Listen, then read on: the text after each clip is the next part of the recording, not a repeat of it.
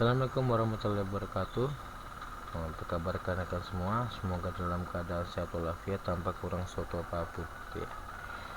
Ya, kali ini saya akan membahas mengenai klasifikasi makhluk hidup, khususnya pada klasifikasi plantae atau tumbuhan atau kingdom plantae.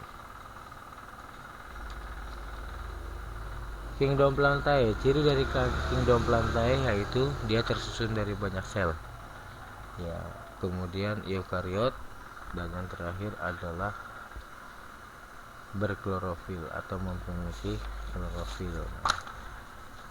Ini klorofil ini salah satu yang menjadi dasar klasifikasi pada plantae gitu ya. Karena dulu juga kalau tidak salah fungi atau jamur itu masuk ke dalam plantae, cuma karena dia tidak memiliki klorofil, dia dibentuk kelas sendiri yaitu fungi. Kemudian eukariot sendiri yaitu dia artinya sel inti selnya itu diseliputi oleh selaput inti, maka disebut dengan eukariot. Gitu ya. Kemudian ya, jadi berdasarkan ada tidaknya pembuluh angkut dibedakan atas dua, yaitu tumbuhan tak berpembuluh dengan tumbuhan yang berpembuluh.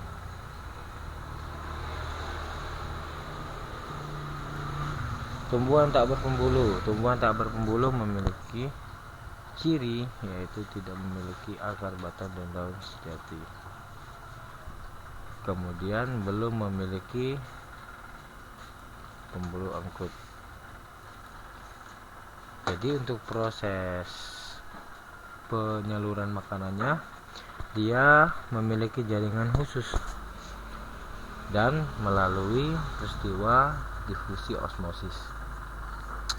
Yang termasuk pada tumbuhan tak berpembuluh ini adalah jenis lumut, baik itu lumut hati, lumut daun, maupun lumut sejati, gitu ya, lumut tanduk seperti itu.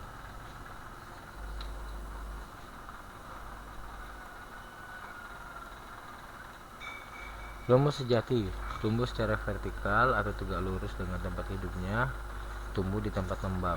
Ini banyak ditemukan ini ya, misalnya kayak di pohon-pohon atau mungkin di tembok-tembok yang basah seperti itu ya, biasanya ditumbuhi oleh tumbuhan lumut. Nah, ini tumbuhan lumut sejati.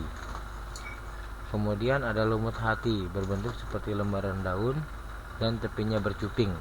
Kalau kita lihat pada gambar, ini berbentuk seperti daun, kemudian ujungnya ini bertore atau masuk ke dalam, bercuping. Tumbuh secara mendatar atau horizontal, banyak ditemui pada daerah yang lembab seperti di tepi sungai atau di daerah pegunungan, gitu ya. Selanjutnya tumbuhan berpembuluh. Tumbuhan berpembuluh ini masuk pada tumbuhan tingkat tinggi. Oleh karena itu batang, akar, dan daunnya itu sejati atau memiliki batang, akar, dan daun yang sebenarnya. Kemudian memiliki dua pembuluh angkut, yaitu pembuluh xilem dan floem, yang berfungsi untuk mengantarkan seri-seri makanan ke daun dan ke seluruh organ tubuh tumbuhan. Seperti itu ya. Tumbuhan berpembuluh dibagi atas tumbuhan berbiji dan tumbuhan yang tidak berbiji.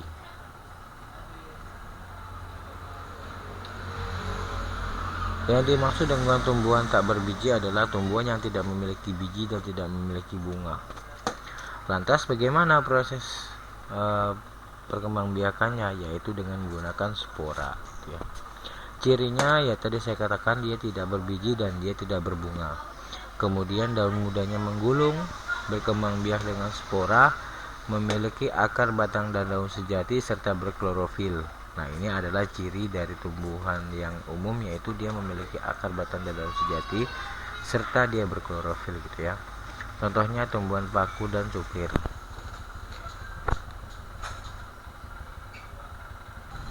Ya, karena dia tumbuhan paku ini berkembang biak dengan cara spora, oleh karena itu dia mengalami pergiliran keturunan, yaitu mulai dari tumbuhan spora dewasa, tumbuhan paku dewasa, kemudian pada sporangiumnya membelah, pecah membentuk spora. Spora membentuk protalium, kemudian melalui fase gametofit dan sporofit ya. Kalau gametofit ini adalah pembentukan gamet, sporofit adalah pembentukan spora. Dari fase gametofit terbentuk dua gametofit, yaitu terbentuk gamet, yaitu ada antheridium dan alkigenium. Antheridium yang menjadi alat kelamin jantan, dan antheridium sini adalah alat kelamin betina. Kemudian dia melakukan pembuahan, muncullah zigot. Zigot muncul menjadi sporofit muda dan akhirnya menjadi sporofit dewasa. Kemudian tumbuhan berbiji. Tumbuhan berbiji ini adalah tumbuhan yang termasuk pada tumbuhan tingkat tinggi gitu ya.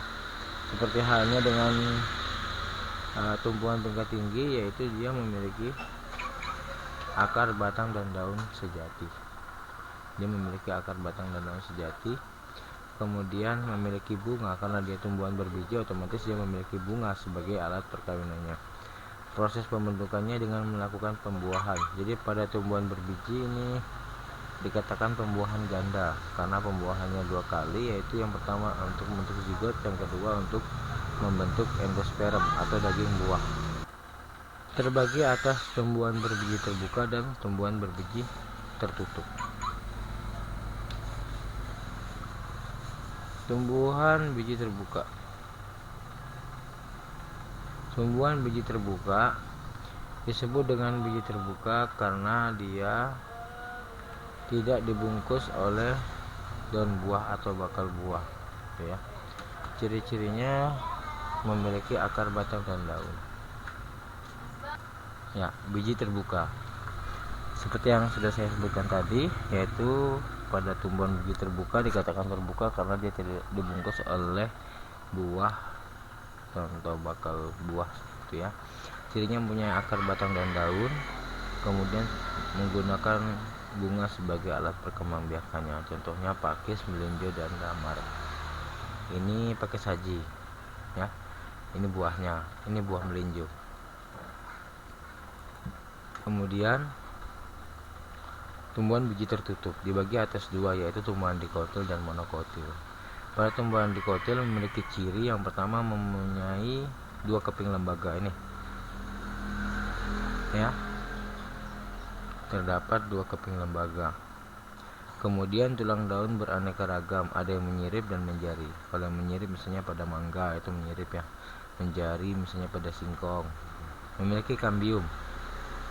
Kemudian bunga mahkota jumlahnya 2, 4, dan 5 atau kelipatannya. Memiliki akar tunggang.